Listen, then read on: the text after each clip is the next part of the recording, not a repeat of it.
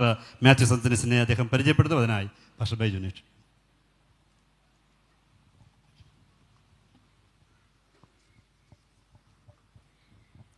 ദൈവത്തിന് മഹത്വം.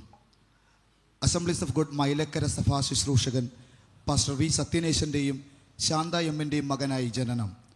8-ാം വയസ്സിൽ രക്ഷിക്കപ്പെട്ട് അഭിഷേകം പ്രാപിച്ചു. +2 പഠനം പൂർത്തിയാക്കി. 20-ാമത്തെ വയസ്സിൽ ദൈവവചന പഠനം ആരംഭിച്ചു. അടൂർ മണക്കാല ഫെയ്ത്ത് തിയോളജിക്കൽ സെമിനാരിയിൽ നിന്ന് BD ബിരുദവും, പുനലൂർ ബഥേൽ ബൈബിൾ കോളേജിൽ നിന്ന് MTH ബിരുദവും, കണ്ണമ്മൂല കേരള യുണൈറ്റഡ് സെമിനാരിയിൽ നിന്ന് ക്ലിനിക്കൽ പാസ്റ്ററൽ കെയർ ആൻഡ് കൗൺസിലിംഗിൽ ഡിപ്ലോമയും കരസ്ഥമാക്കി. വൈവാവിൽ നിന്ന് പരിശീലനവും നേടിയിട്ടുണ്ട്. പാലോട് സെക്ഷനിലെ മുളമോട് ആദ്യ പ്രവർത്തന സ്ഥലം. തുടർന്ന് മേഖലയുടെ വ്യത്യസ്ത സഭകളിൽ ശുശ്രൂഷിച്ചിട്ടുണ്ട്. പാലോട് സെക്ഷൻ പ്രയർ സെക്രട്ടറിയായി ആദ്യ ചുമതല. തുടർന്ന് Palode section Sunday school convener, district evangelism committee അംഗം, കാഞ്ഞിരംകുളം സെക്ഷൻ CA പ്രസിഡന്റായി എന്നീ നിലകളിൽ പ്രവർത്തന പരിചയം. ബദനി ബൈബിൾ കോളേജ് അധ്യാപകനും ആട്ടറമൂല സഭയുടെ ശുശ്രൂഷകനുമാണ്. Kanjiramkulam WMC treasurer sister Sophia Mathew ഭാര്യ. ബെൻസയോൻ മാത്യു, ബെൻലിയോൻ മാത്യു എന്നിവരാണ് മക്കൾ. 2015 ഡിസംബർ 25 വെള്ളി ക്രിസ്തുമസ് ദിനത്തിൽ ആരംഭിച്ച പ്രസംഗ ശുശ്രൂഷ ഒരു പതിറ്റാണ്ട് പൂർത്തിയാക്കുന്ന പാസ്റ്റർ മാത്യു സത്യനേശനെ ദക്ഷിണ മേഖല കൺവെൻഷന്റെ 3-ാം ദിവസം രാത്രിയിലെ ദൈവവചന പ്രഘോഷണത്തിനായി ഏറെ സ്നേഹത്തോടെ ക്ഷണിക്കുന്നു.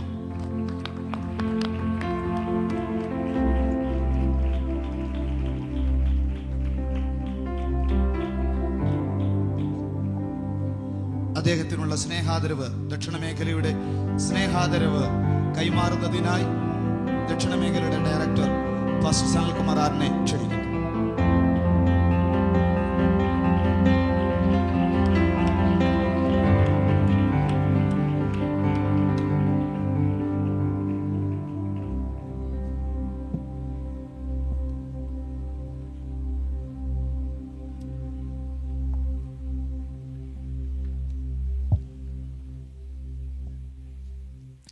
സന്തോഷമുള്ളവർ കരങ്ങളെ ഉയർത്തി കർത്താവിനെ സ്തുതിച്ചാട്ടെ. കർത്താവിൻ്റെ അതിപരിശുദ്ധമുള്ള നാമം ഈ സായം സന്ധ്യയിൽ വാഴ്ത്തപ്പെടുമാറാകട്ടെ. അനുഗ്രഹിക്കപ്പെട്ട ഈ നല്ല സമയത്തിനായി ഞാൻ കർത്താവിനെ സ്തുതിക്കുന്നു. വേദിയിൽ ഉപവിഷ്ടരായിരിക്കുന്ന ശ്രേഷ്ഠരും മാന്യരുമായ കർത്താവിൻ്റെ ദാസന്മാർ, കടന്നു വന്നിരിക്കുന്ന വിശ്വാസ സമൂഹം, ഏവരെയും ഞാൻ കർത്താവിൻ്റെ നാമത്തിൽ വന്ദനം ചെയ്യുന്നു. Assemblies of God Malayalam district council ദക്ഷിണ മേഖലയുടെ കൺവെൻഷനായിട്ടാണല്ലോ നാം ഒരുമിച്ച് കൂടിയിരിക്കുന്നത്. ഇതിൻ്റെ മുഖ്യ നേതൃത്വം വഹിക്കുന്ന പാസ്റ്റർ സനൽകുമാർ അവർകൾ ഈ കാലഘട്ടങ്ങളിൽ മേഖലാ ഡയറക്ടറായി സേവനമനുഷ്ഠിക്കുന്നു. അദ്ദേഹം പാലോട് സെക്ഷൻ്റെ പ്രസ്ബിറ്ററായിരിക്കുന്ന കാലഘട്ടത്തിലാണ് ഞാൻ ശുശ്രൂഷയിൽ പ്രവേശിക്കുന്നത്. അന്ന് മുതൽ അദ്ദേഹത്തിൻ്റെയും കുടുംബത്തിൻ്റെയും പ്രാർത്ഥന, സാമ്പത്തികമായിട്ടുള്ള സഹായങ്ങൾ, അതുപോലെ തന്നെ ഒത്തിരി അവസരങ്ങളൊക്കെ നൽകി അദ്ദേഹം എന്നെ സഹായിച്ചിട്ടുണ്ട്. ദൈവം കർത്താവിൻ്റെ ദാസനെ കുടുംബമായി അനുഗ്രഹിക്കട്ടെ എന്ന് ആശംസിക്കുന്നു. അതുപോലെ തന്നെ ഇന്ന് മുഖ്യ പ്രഭാഷകനായി കടന്നു വന്നിരിക്കുന്ന നമുക്കേവർക്കും പ്രിയങ്കരനായിരിക്കുന്ന കർത്താവിൻ്റെ ദാസൻ പാസ്റ്റർ ഡോക്ടർ KJ മാത്യു അവരെ ഓർത്ത് ഞാൻ ദൈവത്തെ സ്തുതിക്കുന്നു. പ്രിയ സാറിനെ ഞാൻ പ്രത്യേകാൽ വന്ദനം ചെയ്യുന്നു. അതുപോലെ ബദനി ബൈബിൾ കോളേജിൻ്റെ പ്രസിഡന്റ് പാസ്റ്റർ PK യേശുദാസ് നമ്മോടൊപ്പമുണ്ട്. പ്രിൻസിപ്പാളായിരിക്കുന്ന ഡോക്ടർ നന്നു അവர்களுം നമ്മോടൊപ്പമുണ്ട്. പ്രത്യേകാൽ വന്ദനം ചെയ്യുന്നു. എൻ്റെ പിതാവ് മൈലക്കര സഭയിൽ ശുശ്രൂഷിക്കുന്ന പാസ്റ്റർ വി സത്യനേശൻ അവരെ ഞാൻ പ്രത്യേകാൽ വന്ദനം ചെയ്യുന്നു. ഞാൻ ഇപ്പോൾ ശുശ്രൂഷിക്കുന്ന കാഞ്ഞിരംകുളം സെക്ഷൻ്റെ പ്രസ്ബിറ്ററായിരിക്കുന്ന പാസ്റ്റർ യാഗദത്തമണി അവരെ ഓർത്ത് ഞാൻ ദൈവത്തെ സ്തുതിക്കുന്നു, പ്രത്യേകാൽ വന്ദനം ചെയ്യുന്നു. അതുപോലെ ഇപ്പോൾ ഞാൻ ശുശ്രൂഷിക്കുന്ന ആട്ടറമൂല സഭയിലെ ദൈവമക്കൾ, അവരെ ഓർത്തും ദൈവത്തെ സ്തുതിക്കുന്നു. ദൈവം സഹായിക്കുമാറാകട്ടെ. ഈ മേഖലയിൽ ഞാൻ ആയിരിക്കുന്നതിൽ എനിക്ക് അതിയായ സന്തോഷമുണ്ട്. ഈ മേഖലയിലുള്ള ഓരോ ദൈവദാസന്മാരും ഓരോ സഭകളും എന്നോട് ചെറുതും വലുതുമായ എല്ലാ സഹായ സഹകരണങ്ങളും സ്നേഹവും എന്നോട് പ്രകടിപ്പിച്ചിട്ടുണ്ട്. അതുകൊണ്ട് തന്നെ നിങ്ങളുടെ മുൻപിൽ ഇന്ന് വചനവുമായി നിൽക്കുന്നതിൽ എനിക്ക് അതിയായ സന്തോഷമുണ്ട്. അധികം മുഖവുരയൊന്നും കൂടാതെ വിശുദ്ധ വേദപുസ്തകത്തിലെ ഒരു പ്രമേയം നിങ്ങളുടെ മുൻപിൽ അവതരിപ്പിക്കുവാൻ ഞാൻ താല്പര്യപ്പെടുകയാണ്. ഈ പ്രഭാഷണ സന്ധ്യയിൽ എൻ്റെ പ്രസംഗ പ്രമേയത്തിലേക്ക് നിങ്ങളെ ഞാൻ ഹാർദമായി സ്വാഗതം ചെയ്യുന്നു. വിശുദ്ധ വേദപുസ്തകത്തിലെ ഒരു വാക്യം വായിച്ചുകൊണ്ട് ഇന്നത്തെ എൻ്റെ പ്രഭാഷണം ആരംഭിക്കുവാൻ താല്പര്യപ്പെടുന്നു. വെളിപ്പാട് പുസ്തകം 4-ാം അധ്യായം അതിൻ്റെ 1 മുതൽ 3 വരെയുള്ള വാക്യങ്ങൾ ഒന്ന് വായിച്ച് സഹായിക്കണമേ എന്ന് ദൈവനാമത്തിൽ അഭ്യർത്ഥിക്കുന്നു. വെളിപ്പാട് പുസ്തകം 4-ാം അധ്യായം അതിൻ്റെ 1 മുതൽ 3 വരെയുള്ള വാക്യങ്ങൾ. അനന്തരം സ്വർഗ്ഗത്തിൽ ഒരു വാതിൽ തുറന്നിരിക്കുന്നത് ഞാൻ കണ്ടു. കാഹളം നാദം പോലെ എന്നോട് സംസാരിച്ച് കേട്ട ആദ്യത്തെ ശബ്ദം എന്നോട്, ഇവിടെ കയറി വരിക, മേലാൽ സംഭവിപ്പാനുള്ളത് ഞാൻ നിനക്ക് കാണിച്ചു തരാം എന്ന് കൽപ്പിച്ചു. ഉടനെ ഞാൻ ആത്മവിവശനായി സ്വർഗത്തിൽ ഒരു സിംഹാസനം വെച്ചിരിക്കുന്നതും സിംഹാസനത്തിൽ ഒരുവൻ ഇരിക്കുന്നതും കണ്ടു. ഇരിക്കുന്നവൻ കാഴ്ചയ്ക്ക് സൂര്യകാന്തത്തോടും പത്മരാഗത്തോടും സദൃശ്യൻ. നമ്മുടെ കണ്ണുകളെ ഒരു നിമിഷം ദൈവസന്നിധിയിൽ അടയ്ക്കാം. ആ കരങ്ങളെ ഒന്ന് സ്വർഗത്തിലേക്ക് ഉയർത്താം. ഈ ദേശത്ത് ക്രമീകരിക്കപ്പെട്ടിരിക്കുന്ന ദക്ഷിണ മേഖലയുടെ കൺവെൻഷൻ ദൈവത്താൽ അനുഗ്രഹിക്കപ്പെടേണ്ടതിനായി നമുക്കൊന്ന് സ്തോത്രം ചെയ്ത് ദൈവത്തോട് പ്രാർത്ഥിക്കാം. ഈ ദേശത്തിനും ദക്ഷിണ മേഖലയ്ക്കും അത് വലിയ അനുഗ്രഹമായി തീരേണ്ടതിനായി നമുക്ക് ദൈവത്തോട് പ്രാർത്ഥിക്കാം. പരിശുദ്ധനായ ദൈവമേ, ഞങ്ങൾ അങ്ങേക്ക് സ്തോത്രം ചെയ്യുന്നു. അങ്ങ് ഞങ്ങൾക്ക് നൽകിയ നല്ല പ്രഭാതം, നല്ല ഉച്ചസമയം, നല്ല വൈകിയ വേളയ്ക്കായി ഞങ്ങൾ സ്തോത്രം ചെയ്യുന്നു. ഈ ദിവസത്തിലെ നന്മകൾ മുഴുവനും ഞങ്ങളുടെ മേൽ അവർന്ന് പകർന്നതിനായി സ്തോത്രം ചെയ്യുന്നു. കർത്താവേ, ദുഃഖങ്ങളാലും ഭാരങ്ങളാലും ആയിരിക്കുന്ന കുടുംബാംഗങ്ങളുണ്ട്. അവരുടെ ആശ്വാസം ദൈവം അവിടെ നിന്ന് പകരണമേ എന്ന് പ്രാർത്ഥിക്കുന്നു. കർത്താവേ, സൽപാസുക്കായി സ്തോത്രം ചെയ്യുന്നു. ഈ മേഖലയിലായിരിക്കുന്ന പ്രസ്ബിറ്റേഴ്സ് എല്ലാവരെയും ദൈവകരങ്ങളിലേക്ക് സമർപ്പിക്കുന്നു. കർത്താവേ, വചനത്തിൽ നിന്നൊരു ഭാഗം വായിച്ചിരിക്കുന്നു. ദൈവത്തിന്റെ സാന്നിധ്യം കൂടെ ഇരിക്കണം. പ്രാർത്ഥന കേട്ടതിനായിട്ട് നന്ദി. യേശു ക്രിസ്തുവിൻ നാമത്തിൽ തന്നെ. ഒരിക്കൽ കൂടെ കരങ്ങൾ ഉയർത്തി കർത്താവിനെ സ്തുതിക്കാമോ? നമ്മുടെ കരങ്ങളിലിരിക്കുന്ന വിശുദ്ധ വേദപുസ്തകത്തിൽ ഏകദേശം 66 പുസ്തകങ്ങളാണുള്ളത്. ആദിയിൽ നിന്ന് ആരംഭിക്കുന്ന എബ്രായ ഭാഷയിൽ ബെരേഷിത്ത് എന്ന് ആരംഭിക്കുന്ന ഉൽപ്പത്തി പുസ്തകം മുതൽ യോഹന്നാൻ ഉണ്ടായ വെളിപ്പാട് എന്നറിയപ്പെടുന്ന ഒടുവിലത്തെ പുസ്തകമായ വെളിപ്പാട് പുസ്തകം, യേശുക്രിസ്തുവിന്റെ വെളിപ്പാട് എന്ന് ഗ്രീക്ക് ഭാഷയിൽ ഈസൂസ് ലെസൗ ക്രിസ്റ്റോൺ എന്നറിയപ്പെടുന്ന വെളിപ്പാട് പുസ്തകം, നീണ്ട 66 പുസ്തകങ്ങളാണ് വിശുദ്ധ വേദ പുസ്തകം. ഈ വിശുദ്ധ വേദ പുസ്തകത്തിനകത്ത് കാതലായിരിക്കുന്ന ആത്മീക സന്ദേശങ്ങൾ അടങ്ങിയിട്ടുണ്ട്. ഒത്തിരി പ്രവചന പ്രഭാഷണ വേളകൾ ഈ പുസ്തകത്തിനകത്ത് നമുക്ക് കാണാൻ കഴിയുന്നുണ്ട്. ഒത്തിരി പ്രവചന ഗ്രന്ഥങ്ങൾ ഈ പുസ്തകത്തിനകത്തുണ്ട്. ഈ പുസ്തകത്തിനകത്ത് എടുത്തു പറയാൻ കഴിയുന്ന 2 രാഷ്ട്രീയ പ്രവചന ഗ്രന്ഥങ്ങളുണ്ട്. അതിലൊന്ന് പഴയ നിയമത്തിലും മറ്റൊന്ന് പുതിയ നിയമത്തിലുമാണ്. പഴയ നിയമത്തിലെ ആ ഗ്രന്ഥം ദാനിയേൽ പ്രവാചകന്റെ പുസ്തകമാണ്. പുതിയ നിയമത്തിലെ ഗ്രന്ഥം വെളിപ്പാട് പുസ്തകമാണ്. ഈ 2 ഗ്രന്ഥങ്ങൾ തമ്മിൽ ഒത്തിരി സമാനതകൾ ഉള്ളതായി നമുക്ക് മനസ്സിലാക്കാൻ കഴിഞ്ഞിട്ടുണ്ട്. പഴയ നിയമത്തിലെ 27ാമത്തെ പുസ്തകമാണ് ദാനിയേൽ പ്രവാചകന്റെ പുസ്തകം. പുതിയ നിയമത്തിലെ 27ാമത്തെ പുസ്തകമാണ് വെളിപ്പാട് പുസ്തകം. പഴയ നിയമത്തിലെ ദാനിയേൽ എന്നറിയപ്പെടുന്ന മനുഷ്യൻ ദൈവത്തിന് പ്രിയനായ മനുഷ്യനായിരുന്നു എന്ന് വേദപുസ്തകം പറയുന്നു. പുതിയ നിയമത്തിലെ വെളിപ്പാട് പുസ്തക ഗ്രന്ഥകർത്താവ് യേശുക്രിസ്തുവിന്റെ പ്രിയ ശിഷ്യനായി അറിയപ്പെട്ട ഒരു മനുഷ്യനാണ്. 2 പേരും യഹൂദ ഗോത്രത്തിൽപ്പെട്ടവരായിരുന്നു.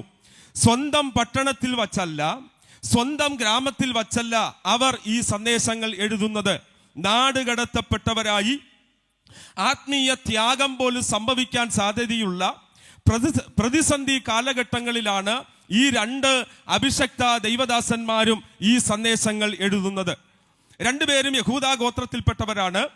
അതുപോലെ തന്നെ ദാനിയേൽ പ്രവാചകന്റെ പുസ്തകം നാം പഠിക്കുമ്പോൾ ഈ പുസ്തകം അന്ത്യകാലത്തേക്ക് അടച്ച് മുദ്രയിടുക എന്ന് കൽപ്പിക്കുന്ന ഒരു കൽപ്പനാവാചകം ദൈവത്തിൽ നിന്ന്, സ്വർഗത്തിൽ നിന്ന് പുറപ്പെടുന്നതായി നമുക്ക് കാണാം. അങ്ങനെ അടച്ച് മുദ്രയിടപ്പെട്ട ഗ്രന്ഥം അന്ത്യകാലത്തേക്ക് വേണ്ടി തുറന്നു കൊടുക്കാൻ സർവശക്തനായ ദൈവം തയ്യാറാകുകയാണ്. അതുകൊണ്ട് തന്നെ മുദ്രയിടപ്പെട്ട പുസ്തകമായി ദാനിയേലിന്റെ പുസ്തകം അറിയപ്പെടുമ്പോൾ വെളിപ്പാട് പുസ്തകം മുദ്രകളെ ഭേദിച്ചുകൊണ്ട് അതിന്റെ സംഭവങ്ങൾ വിശദീകരിക്കുന്ന പുസ്തകമാണ്. മനസ്സിലായവർ കരങ്ങളെ ഉയർത്തി വന്ന് കർത്താവിനെ സ്തുതിച്ചാട്ടെ. അങ്ങനെ ആഴമേറിയ ദൈവീക മർമ്മങ്ങൾ, ദൈവികമായിരിക്കുന്ന ആലോചനകൾ അടങ്ങിയിരിക്കുന്ന പുസ്തകമാണ് ഈ രണ്ട് പുസ്തകങ്ങളും. ഇന്ന് ഞാൻ നിങ്ങളുമായി സംസാരിക്കുവാൻ താല്പര്യപ്പെടുന്നത് വെളിപ്പാട് പുസ്തകത്തിലെ ഒരു ഭാഗമാണ്. അന്ത്യകാലഘട്ടങ്ങളിൽ ഏറ്റവും അധികം പ്രസംഗിക്കപ്പെടേണ്ട അല്ലെങ്കിൽ പ്രസംഗിക്കപ്പെടുന്ന ഒരു നല്ല സന്ദേശങ്ങൾ അടങ്ങിയിരിക്കുന്ന പുസ്തകമാണ് വെളിപ്പാട് പുസ്തകം. അന്ത്യകാലത്തിന്റെ ആരംഭം എപ്പോഴാണെന്ന് ഒരുപക്ഷെ നാം ചിന്തിച്ചു കഴിഞ്ഞാൽ, അന്ത്യകാലത്തിന്റെ ആരംഭം യേശുക്രിസ്തു ഈ ലോകത്തിൽ അവതരിച്ച കാലഘട്ടവുമായി ബന്ധപ്പെട്ടാണ്. അന്ത്യകാലത്തിന്റെ ആരംഭം പരിശുദ്ധാത്മാവ് ഈ ലോകത്തിൽ നമുക്ക് വേണ്ടി പകർന്ന് നൽകിയ കാലഘട്ടവുമായി ബന്ധപ്പെട്ടാണ് അന്ത്യകാലത്തിന്റെ ആരംഭം. അതിന് ചില തെളിവുകൾ വേദപുസ്തകത്തിലുണ്ട്. എബ്രായർക്ക് എഴുതിയ ലേഖനം 1-ാം അധ്യായം വായിക്കുമ്പോൾ, ദൈവം പണ്ട് ഭാഗമായും വിവിധമായും ഈ ലോകത്തോട് സംസാരിച്ചു. എന്നാൽ ഈ അന്ത്യകാലത്തിലോ പുത്രൻ മുഖാന്തരം നമ്മോട് സംസാരിക്കുന്നു എന്ന് പറഞ്ഞാൽ, കർത്താവായ യേശുക്രിസ്തു പുത്രൻ നമ്മോട് സംസാരിച്ചു തുടങ്ങിയ കാലഘട്ടമാണ് അന്ത്യകാലഘട്ടം. അതുപോലെ തന്നെ അന്ത്യകാലത്ത് ഞാൻ സകല ജഡത്തിന്റെ മേലും എന്റെ ആത്മാവിനെ പകരുമെന്ന സന്ദേശം, അതുപോലെ തന്നെ കർത്താവായ യേശുക്രിസ്തു പിതാവിന്റെ വാഗ്ദത്ത പ്രകാരമുള്ള ആ പരിശുദ്ധാത്മാവിനെ നമ്മുടെ മേൽ അയക്കുവാനിടയായി തീർന്നു. പരിശുദ്ധാത്മാവ് ചലിച്ചു തുടങ്ങിയ കാലഘട്ടമാണ് അന്ത്യകാലഘട്ടം. അങ്ങനെ ഒത്തിരി ആഴമായിട്ടുള്ള പ്രതിപാദന വിഷയങ്ങൾ അന്ത്യകാലത്തെ സംബന്ധിച്ചുണ്ട്. അതുപോലെ ഈ കാലഘട്ടത്തെ കുറിച്ച് പറയുന്നത് അന്ത്യനാഴിക എന്നാണ്. അന്ത്യകാലഘട്ടം ആരംഭിക്കുന്നത് 1-ാം നൂറ്റാണ്ടിലാണെങ്കിൽ ഏകദേശം കർത്താവിന്റെ വരവിനോട് സമീപിച്ചു കൊണ്ടിരിക്കുന്ന ഈ കാലഘട്ടത്തെ അന്ത്യനാഴിക എന്നാണ് പറഞ്ഞിരിക്കുന്നത്. നാഴിക എന്ന് പറഞ്ഞാൽ 24 മിനിറ്റ് എന്നാണ് അറിയപ്പെടുന്നത്. അതുകൊണ്ടാണ് പത്രോസിനോട് യേശു കർത്താവ് ചോദിച്ചത്, അല്ലയോ പത്രോസേ, നിനക്ക് എന്നോടുകൂടെ ഒരു 24 മിനിറ്റെങ്കിലും ഉണർന്നിരിക്കാൻ കഴിയുന്നില്ലയോ എന്ന് പറഞ്ഞാൽ വളരെയധികം കുറച്ച് സമയമേ ഉള്ളൂ നമ്മുടെ കർത്താവ് വരാൻ. വിശ്വസിക്കുന്നവർ ഒന്ന് കരങ്ങളെ ഉയർത്തി കർത്താവിനെ സ്തുതിച്ചാട്ടെ. ഈ വെളിപ്പാട് പുസ്തകത്തിനകത്ത് പ്രധാനമായും 3 ഭാഗങ്ങളുണ്ട്. 1 നീ കണ്ടത്, 2 ഇപ്പോൾ ഉള്ളത്, 3 മേലാൽ സംഭവിപ്പാനുള്ള കാര്യങ്ങൾ. 1-ാമത്തെ അധ്യായം വിശദീകരിക്കുന്നത് യോഹന്നാനുണ്ടായ ക്രിസ്തു ദർശനത്തെയാണ്. അവന്റെ തലയും തലമുടിയും വെളുത്ത പഞ്ഞി പോലെ ഹിമത്തോളം വെള്ള, അവന്റെ കണ്ണുകൾ അഗ്നിജ്വാലയ്ക്കൊത്തത് വിശദീകരിക്കുന്നില്ല. അങ്ങനെ ആഴമായി പ്രതിപാദിപ്പിക്കപ്പെടുന്ന ഒരു ഭാഗമാണ് 1-ാം അധ്യായം. 2-3 അധ്യായങ്ങൾ എഫെസോസ് തുടങ്ങി ലവോദിക്ക വരെയുള്ള സഭകൾക്ക് വേണ്ടിയുള്ള തിരുവെഴുത്തിന്റെ പ്രഖ്യാപനങ്ങളും ദൂതുകളും അതുപോലെ തന്നെ ഗുണീകരണത്തിനും ശാസനത്തിനും വിധേയപ്പെടുന്ന ദൈവിക സന്ദേശങ്ങളാണ്. എന്നാൽ 4-ാമത്തെ അധ്യായം ആരംഭിക്കുമ്പോൾ മേലാൽ സംഭവിപ്പാനുള്ള കാര്യങ്ങളുടെ വിശദീകരണമാണ്. മേലാൽ സംഭവിപ്പാനുള്ള കാര്യങ്ങൾ എന്ന് പറയുമ്പോൾ യേശു കർത്താവിന്റെ രഹസ്യവരവിന് ശേഷം ഈ ഭൂമിയിലും സ്വർഗത്തിലും സംഭവിക്കുന്ന കാര്യങ്ങളാണ് മേലാൽ സംഭവിപ്പാനുള്ള കാര്യങ്ങൾ. പ്രിയമുള്ളവരെ, ഈ വെളിപ്പാട് പുസ്തകത്തിന്റെ 1-ാമത്തെ വാക്യം തന്നെ എടുത്തു മനസ്സിലാക്കുമ്പോൾ യേശുക്രിസ്തുവിന്റെ വെളിപ്പാട് എന്നാണ് കാണാൻ കഴിയുന്നത്. എന്ന് പറഞ്ഞു കഴിഞ്ഞാൽ വെളിപ്പാട് പുസ്തകത്തിനകം മുഴുവനും അവൻ നിഴലിച്ചു നിൽക്കുന്ന വ്യക്തിപ്രഭാവം കർത്താവായ യേശുക്രിസ്തുവാണ്. അതിനകത്ത് പഴയ പാമ്പായ സാത്താന്റെ വെളിപ്പാടുണ്ട്, എതിർ ക്രിസ്തുവിന്റെ വെളിപ്പാടുണ്ട്, കള്ളപ്രവാചകന്റെ വെളിപ്പാടുണ്ട്, പെരുവെള്ളത്തിന്റെ മുകളിലിരിക്കുന്ന മഹാവേശ്യയുടെ വെളിപ്പാട് അതിനകത്തുണ്ട്. ഇതെല്ലാം വ്യക്തമായി വിശദീകരിച്ചിട്ടുണ്ട്. ക്രോധകലശങ്ങൾ, സംഭവങ്ങൾ, മഹാപീഡന കാലഘട്ടങ്ങൾ, ഇതിനെക്കുറിച്ചെല്ലാം ആഴമായി പ്രതിപാദിക്കുന്നുണ്ടെങ്കിലും ആമേൻ, വിശുദ്ധ വേദപുസ്തകം വെളിപ്പാട് പുസ്തകം വ്യക്തമായി മനസ്സിലാക്കി കഴിഞ്ഞാൽ ആദിയോടന്തം വിജയശ്രീലാളിതനായി നിൽക്കുന്ന നമ്മുടെ കർത്താവിനെ വരച്ചു കാണിക്കുന്ന ഒരു പുസ്തകമാണ് വെളിപ്പാട് പുസ്തകം. അതുകൊണ്ട് തന്നെ അഗ്നിജ്വാലയ്ക്കൊത്ത കണ്ണും വെള്ളോട്ടിന് സദൃശ്യമുള്ള ദൈവപുത്രൻ, സിയോൻ മലയിലെ കുഞ്ഞാട്, അതുപോലെ ദാവീദിന്റെ വേരായിരിക്കുന്നവൻ, ശുദ്ധവും ശുഭ്രവുമായ ഉദയനക്ഷത്രം, യഹൂദാ ഗോത്രത്തിന്റെ ബാലസിംഹം, ഇങ്ങനെ ഒത്തിരി പ്രഖ്യാപനങ്ങൾ യേശു ക്രിസ്തുവിനെ കുറിച്ച് വ്യക്തമായി വിശദീകരിച്ചിട്ടുണ്ട്. നാം ആരാധിക്കുന്ന ക്രിസ്തു ഒരു സാധാരണ വ്യക്തിയല്ല, അവൻ ആരാധനയ്ക്ക് യോഗ്യൻ. ഹല്ലേലൂയ. പ്രധാനമായും 4-ാം അധ്യായം ആരംഭിക്കുന്നത് തന്നെ മേലാൽ സംഭവിപ്പാനുള്ള കാര്യങ്ങൾ ഞാൻ നിനക്ക് കാണിച്ചു തരാം. അനന്തരം സ്വർഗത്തിൽ ഒരു വാതിൽ തുറന്നിരിക്കുന്നത് ഞാൻ കണ്ടു. കാഹളനാദം പോലെ എന്നോട് സംസാരിച്ചു കേട്ട ആദ്യത്തെ ശബ്ദം എന്നോട്, ഇവിടേക്ക് കയറി വരിക, മേലാൽ സംഭവിപ്പാനുള്ള കാര്യങ്ങൾ ഞാൻ നിനക്ക് കാണിച്ചു തരാം. ഉടനെ ഞാൻ ആത്മവിവശതയിൽ സ്വർഗത്തിലേക്ക് എടുക്കപ്പെട്ടു.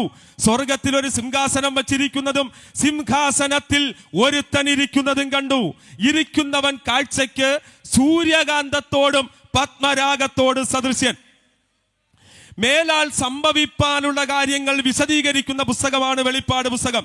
പ്രിയമുള്ളവരെ, ഈ പുസ്തകം കരങ്ങളിലുള്ളവരെല്ലാം ഒന്ന് കരങ്ങളിലെടുത്തേ. ഈ പുസ്തകത്തെ യഹോവയുടെ പുസ്തകം എന്നാണ് അറിയപ്പെടുന്നത്. യഹോവയുടെ പുസ്തകം.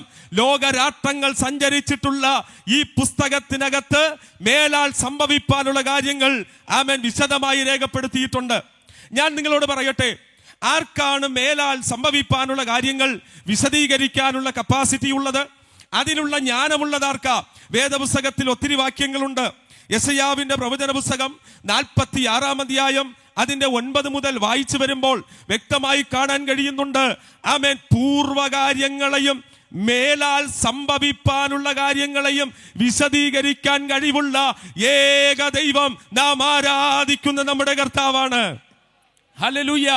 ആമേൻ, ആമേൻ. പുരാതന നിത്യത മുതൽ ഭാവികാല നിത്യത വരെ, ഒന്നുകൂടെ പറഞ്ഞാൽ അനാദി നിത്യത മുതൽ അനന്ത നിത്യത വരെയുള്ള സകല കാര്യങ്ങളെ കുറിച്ചും വ്യക്തമായി പറയാൻ കഴിവുള്ള ഏക വ്യക്തി പ്രഭാവം നാം ആരാധിക്കുന്ന നമ്മുടെ കർത്താവായ യേശു ക്രിസ്തു. ദാനിയേൽ പ്രവാചകന്റെ പുസ്തകം ആമേൻ ഇപ്രകാരം വിശദീകരിക്കുന്നു. നെബൂഖദ്നേസർ കണ്ട ബിംബദർശനം, ആ ബിംബദർശനത്തിനൊടുവിൽ വ്യാഖ്യാനിക്കാൻ ആളില്ല. വേദിയിലിരിക്കുന്ന അഭിഷക്തന്മാരെ ആമേൻ അവരെ പോലെ ഒരാളായിരുന്നു ദാനിയേല്. ആ ദാനിയേൽ എന്ന അഭിഷക്തൻ സിംഹാസനത്തിന്റെ മുൻപിലിരിക്കുന്ന ആമേൻ നെബൂഖദ്നേസറിന്റെ മുൻപിൽ നിന്നിട്ട് ഇപ്രകാരം പറഞ്ഞു, അല്ലയോ തിരുമനസ്സേ, മഹാദൈവം മേലാൽ സംഭവിപ്പാനുള്ള കാര്യങ്ങൾ താങ്കൾക്ക് വെളിപ്പെടുത്തിയിരിക്കുന്നു. പ്രിയമുള്ളവരെ, മേലാൽ സംഭവിപ്പാനുള്ള കാര്യങ്ങൾ വെളിപ്പെടുത്താൻ കപ്പാസിറ്റിയുള്ള ഈ ലോകത്തിലെ ആരുമില്ല. മനുഷ്യരില്ല, യുഗപ്രഭാവന്മാരില്ല, മസ്തിഷ്ക മല്ലന്മാരില്ല, രാഷ്ട്രശില്പികളില്ല. എന്നാൽ സകലത്തെ നന്നായി മനസ്സിലാക്കി തരാൻ കഴിവുള്ള ഏക വ്യക്തി, ഒന്നുകൂടെ ഞാൻ പ്രഖ്യാപിക്കട്ടെ, നാം ആരാധിക്കുന്ന നമ്മുടെ കർത്താവാണ്. ഹല്ലേലൂയ.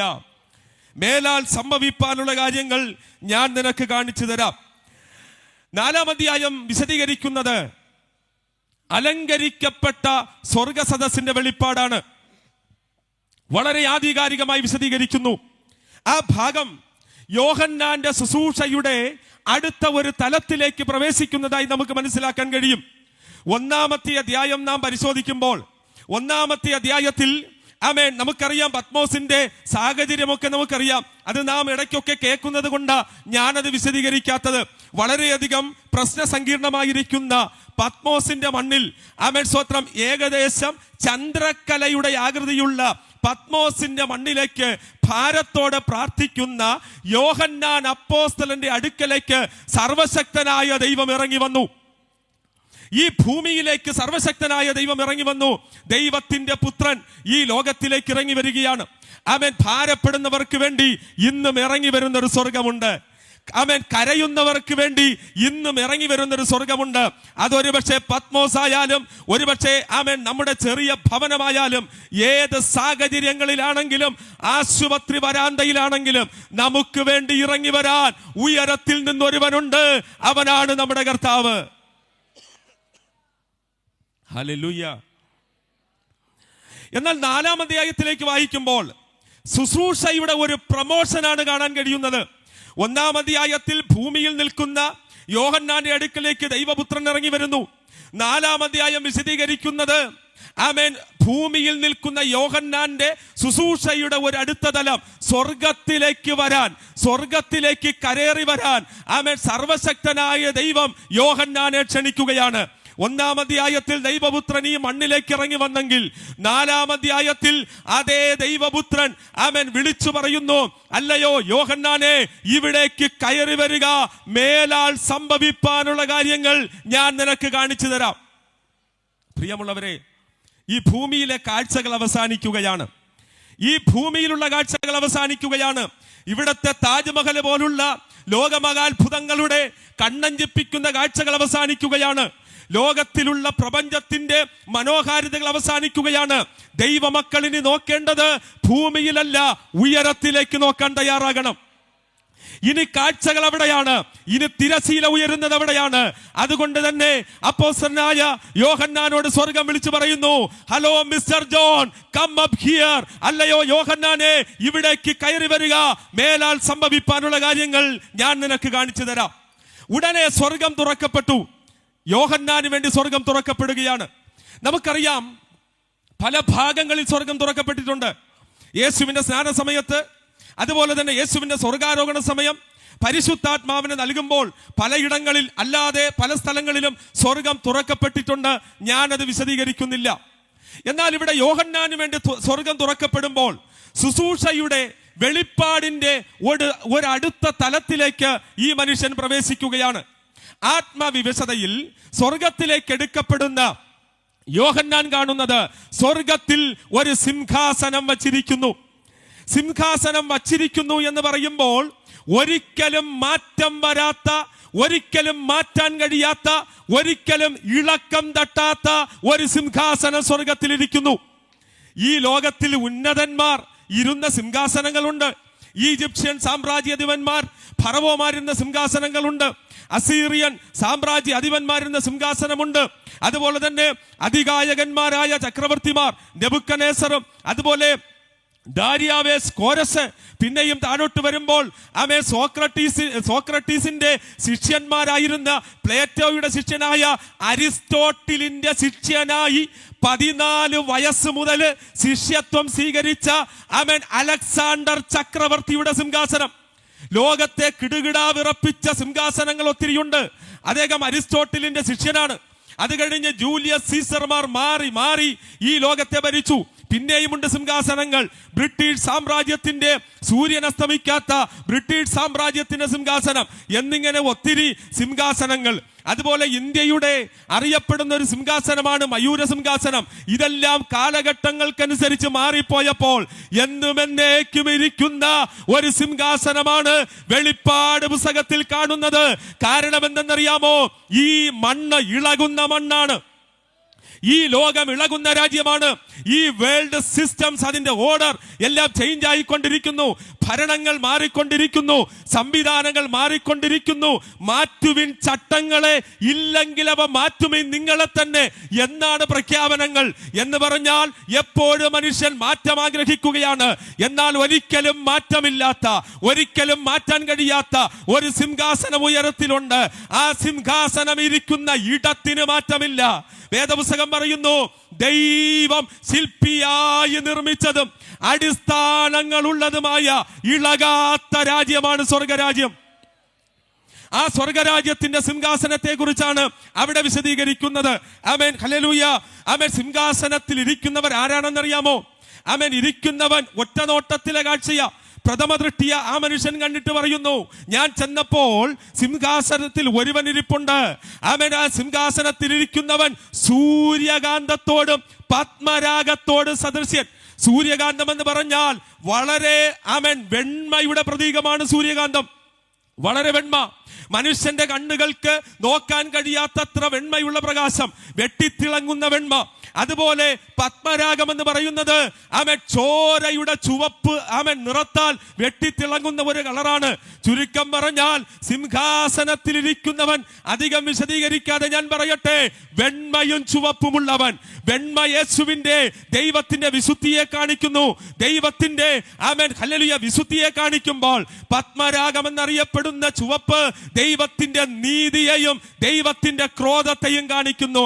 ഇതുപോലെ സിംഹാസനത്തിലിരുന്ന് വെട്ടിത്തിളങ്ങുന്ന മറ്റൊരു ദൈവമുണ്ടോ? ഇതുപോലെ പ്രകാശം ചൊരിയുന്ന മറ്റൊരു ദൈവമുണ്ടോ? ആ ദൈവത്തെ കുറിച്ചല്ലേ പറഞ്ഞിരിക്കുന്നത്, അടുത്തുകൂടാത്ത വെളിച്ചത്തിൽ വസിക്കുന്നവൻ. ഹല്ലേലൂയ. മനുഷ്യനാരും കണ്ടിട്ടില്ലാത്തവൻ, കാണാൻ കഴിയാത്തവൻ. ഈ പ്രകാശത്തിന്റെ മുൻപിൽ കാഴ്ചകൾ വ്യക്തത വരുന്നില്ല. എന്ന് പറഞ്ഞാൽ ശക്തമായ പ്രകാശം നമ്മുടെ കണ്ണുകളിൽ തട്ടുമ്പോൾ നമുക്ക് കാഴ്ചകൾ വ്യക്തമായി കാണാൻ കഴിയില്ല. അതിനേക്കാളും മനോഹരമായ പ്രകാശമാണ് ഈ സിംഹാസനത്തിലിരിക്കുന്നത്. എന്നാൽ പ്രിയമുള്ളവരെ, ഞാനും നിങ്ങളും ഭയപ്പെടണ്ട. നമ്മുടെ ദൈവത്തെ കാണാൻ നമ്മൾ ഭയപ്പെടണ്ട. കാരണം വേദപുസ്തകം പറയുന്നു, അവങ്കലേക്ക് നോക്കിയവർ പ്രകാശിതരായി അവരുടെ മുഖം ലജ്ജിച്ചു പോയില്ല. ആ കരങ്ങളെ ചേർത്തടിച്ച് ആ കർത്താവിനൊന്ന് നന്ദി പറയാമോ? നാം നോക്കുന്ന മുഖം ആമേൻ ഒരിക്കലും നമ്മളെ ലജ്ജിപ്പിക്കുന്ന മുഖമല്ല, നമ്മെ കൈവിടുന്ന മുഖമല്ല, നമ്മെ ഉപേക്ഷിക്കുന്ന മുഖമല്ല. ആമേൻ, ആ ദൈവം നമ്മെ സ്നേഹിക്കുന്ന ദൈവമാണ്. ഈ സ്വർഗത്തിന്റെ പ്രത്യേകതകൾ ഒത്തിരിയാണ്. ആമേൻ, പച്ച മരതകത്തോടൊക്കുന്ന ഒരു പച്ച വില്ല് അവിടെയുണ്ട്. ആ പ്രഭാവം ഒന്ന് മനസ്സിലാക്കൂ. അതുപോലെ തന്നെ 24 മൂപ്പന്മാര്, അവരുടെ തലയിൽ പൊൻകിരീടം. 4 തലയുള്ള ജീവികളുണ്ട്. സിംഹമുഖം, കാളമുഖം, മനുഷ്യമുഖം, കഴുകമുഖമുള്ള ജീവികൾ അവിടെയുണ്ട്. അതുപോലെ പളുങ്കിനൊത്തൊരു കണ്ണാടി കടൽ അവിടെ കൂടെ ഒഴുകുന്നുണ്ട്. ആമേൻ, ഞാനും നിങ്ങളും കാത്തിരിക്കുന്നത് ഈ സിംഹാസനത്തിന്റെ മുൻപിൽ നിൽക്കാനാണ്. ഞാനും നിങ്ങൾ പ്രാർത്ഥിക്കുന്നത് ആമേൻ ഈ സ്വർഗത്തിൽ പോകാനാണ്. ഞാനും നിങ്ങൾ ഉപവസിക്കുന്നത്, വിശുദ്ധ ജീവിതം നയിക്കുന്നത് ഈ സ്വർഗത്തിൽ പോകാനാണ്. കണ്ണുനീരില്ലാത്ത, ദുഃഖമില്ലാത്ത, സന്തോഷമുള്ള രാത്രി അവിടെയില്ല. കുഞ്ഞാടതിന്റെ വിളക്കാണ്. ആ സിംഹാസനത്തിലിരിക്കുന്ന ദൈവത്തിന്റെ മുൻപിൽ നിൽക്കാനാണ് ഞാൻ നിങ്ങൾ ഒരുങ്ങിക്കൊണ്ടിരിക്കുന്നത്. ഈ സ്വർഗത്തിൽ പോകാൻ ആർക്ക് കഴിയും? നമ്മളെല്ലാവരും സ്വർഗത്തിൽ പോകാൻ കാത്തിരിക്കുന്നവരാ. എന്നാലും പ്രസംഗത്തിന്റെ അവസാനമായി എനിക്കതൊന്നും പറയാതിരിക്കാൻ കഴിയില്ല. ഈ സ്വർഗത്തിൽ പോകാൻ ആർക്ക് കഴിയും?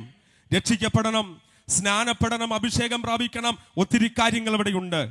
എങ്കിലും വെളിപ്പാട് പുസ്തക ഭാഷ്യത്തിൽ പറഞ്ഞാൽ കുഞ്ഞാടിന്റെ ജീവപുസ്തകത്തിൽ പേരുള്ളവരല്ലാതെ, കുഞ്ഞാടിന്റെ ജീവപുസ്തകത്തിൽ പേരുള്ളവരല്ലാതെ ഒരശുദ്ധനും അവിടെ കടക്കുകയില്ല. മറ്റൊരു ഭാഗത്ത് ഇപ്രകാരം പറയുന്നു, കുഞ്ഞാടിന്റെ രക്തത്താൽ തങ്ങളുടെ അങ്കി, ജീവിത വസ്ത്രം അലക്കി വെളുപ്പിച്ചൊരുവന് മാത്രമേ ആ സ്വർഗത്തിൽ പോകാൻ കഴിയത്തുള്ളൂ. ആമേൻ, സ്വർഗം എനിക്ക് വേണ്ടി തുറക്കപ്പെടണമെങ്കിൽ, സ്വർഗം നിങ്ങൾക്ക് നമുക്ക് വേണ്ടി തുറക്കപ്പെടണമെങ്കിൽ ആമേൻ കുഞ്ഞാടിന്റെ രക്തത്താൽ ആ ജീവിത വസ്ത്രം അലക്കി വെളുപ്പിക്കണം.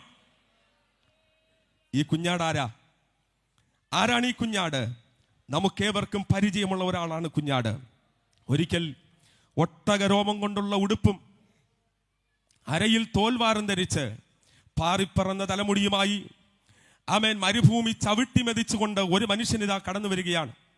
ആ മനുഷ്യനിതാ യോർദാന്റെ കരയിൽ നിൽക്കുമ്പോൾ, സ്നാനാനന്തരമുള്ള ഭാഗമാണ് ഞാൻ പറയുന്നത്. ഇതാ വരുന്നു ഒരു മനുഷ്യൻ. ആ മനുഷ്യനെ നന്നായിട്ടൊന്ന് നോക്കൂ. ദ പെർഫെക്റ്റ് മാൻ, പൂർണ്ണ മനുഷ്യൻ. ആമേൻ, സ്ത്രീകളിൽ നിന്ന് ജനിച്ചവരിൽ ഏറ്റവും വലിയവനായ യോഹന്നാൻ സ്നാപകൻ ആ മനുഷ്യൻ വരുന്നത് കണ്ടിട്ട്, യഹൂദ ഗോത്രത്തിലെ സിംഹമായ ആ മനുഷ്യൻ വരുന്നത് കണ്ടിട്ട് ആമേൻ ദിക്കുകൾ കിടുങ്ങുമാറ് ആ മനുഷ്യനെ ചൂണ്ടി ഇപ്രകാരം പറഞ്ഞു, ഇതാ ലോകത്തിന്റെ പാപത്തെ ചുമക്കുന്ന ദൈവത്തിന്റെ കുഞ്ഞാട്. ആ കുഞ്ഞാട് കർത്താവായ യേശു ക്രിസ്തുവാണ്. ആ കുഞ്ഞാടിന്റെ ആമേൻ രക്തമൊഴുകിയത് എവിടെയെന്നറിയാമോ? നിങ്ങൾക്കറിയാന്നുള്ള കാര്യങ്ങളാണ് ഞാൻ പറയുന്നതെന്ന് എനിക്കറിയാം. തലയോടിന്റെ ആകൃതിയിൽ തല ഉയർത്തി നിൽക്കുന്ന തലയോടിടം എന്നറിയപ്പെടുന്ന ഗോൽഗോത്ത, അവിടെ 3 ക്രൂസ് കാണാം. അതിൽ മധ്യഭാഗത്തുള്ള ക്രൂസിന്റെ മണ്ടയ്ക്ക് യേശൂസ് നസറനസ് റെക്സിയുടെറിയം, നസറേനായ യേശു യഹൂദന്മാരുടെ രാജാവെന്ന് എഴുതിയിട്ടുണ്ട്. ആ ക്രൂസിന്റെ കീഴിൽ ഒരുവനുണ്ട്. ആമേൻ, ആ ക്രൂസിന്റെ കീഴിൽ കിടക്കുന്ന ആമേൻ കർത്താവായ യേശു ക്രിസ്തുവാണ് കുഞ്ഞാട്. പ്രിയമുള്ളവരെ, ആ ക്രൂശീകരണ രംഗത്തിലേക്ക് നമുക്കൊന്ന് പോകാമോ?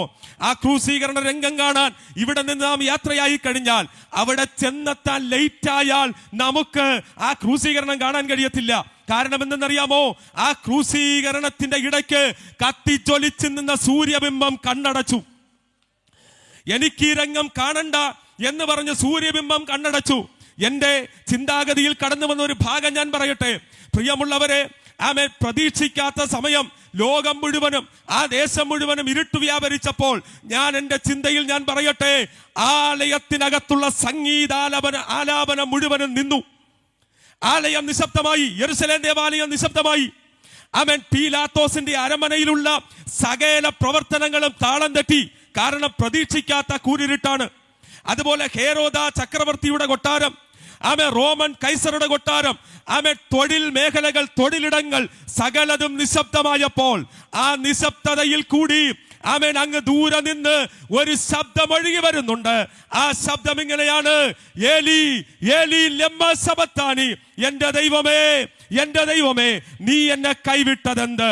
എന്റെ പ്രിയപ്പെട്ടവരെ, എന്റെ യേശു കൈവിടപ്പെട്ടത് എന്നെ രക്ഷിക്കാൻ വേണ്ടിയാണ്.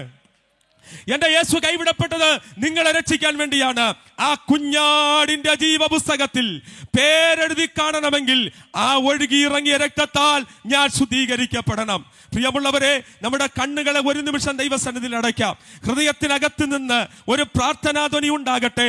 കർത്താവേ, എനിക്ക് വേണ്ടി അങ്ങ് സ്വർഗം തുറക്കുമല്ലോ. ഞാൻ വിശുദ്ധിയോടെ ജീവിക്കാൻ തയ്യാറാണ്. ഞാൻ വേർപാടോടെ ജീവിക്കാൻ തയ്യാറാണ്. എനിക്ക് വേണ്ടി അങ്ങയുടെ സ്വർഗം എനിക്ക് വേണ്ടി തുറക്കപ്പെടട്ടെ. എന്റെ ജീവിതത്തിലെ പോരായ്മകൾ ദൈവം ക്ഷമിക്കണമേ. എന്റെ ജീവിതത്തിലെ കുറവുകൾ ദൈവം ക്ഷമിക്കണമേ. ഈ കൺവെൻഷനിലൂടെ ഒരു തീരുമാനത്തിലേക്ക് മടങ്ങി വരുവാൻ ആമേൻ, ഒരു ശുശ്രൂഷകൻ എന്ന നിലയിൽ ഞാൻ നിങ്ങളെ ആഹ്വാനം ചെയ്യുന്നു. ഇപ്പോഴാകുന്നു സുപ്രസാദകാലം, ഇപ്പോഴാകുന്നു രക്ഷാദിവസം. മാനസാന്തരപ്പെടുക, സുവിശേഷത്തിൽ വിശ്വസിക്കുക. നമ്മുടെ കരങ്ങളെ ഒന്ന് ഉയർത്തി കർത്താവിനെ സ്തുതിക്കാമോ? ആ സ്വർഗനാട്ടിൽ ഒന്നിച്ചു ചേരാൻ ആമേൻ നമ്മെ ഒരുമിച്ച് ദൈവം അനുഗ്രഹിക്കട്ടെ. ഇത്രത്തോളം ആമേൻ വളരെ വിലപ്പെട്ട സമയം നിങ്ങളുടെയും ആമേൻ ഈ കൺവെൻഷന്റെയും വളരെ വിലപ്പെട്ട സമയം എനിക്കും നൽകിയതോർത്ത് ഞാൻ ദൈവത്തെ സ്തുതിക്കുന്നു. പാസ്റ്റർ സനൽകുമാർ അടക്കമുള്ള എല്ലാ സംഘാടകരോടുള്ള ഹൃദയം നിറഞ്ഞ നന്ദിയെ പ്രകാശിപ്പിക്കുന്നു. ഇനിയും എന്നെ ഓർത്ത് പ്രാർത്ഥിക്കുവാൻ ദൈവനാമത്തിൽ ഓർപ്പിക്കുന്നു. ദൈവം നമ്മെ സഹായിക്കുമാറാകട്ടെ.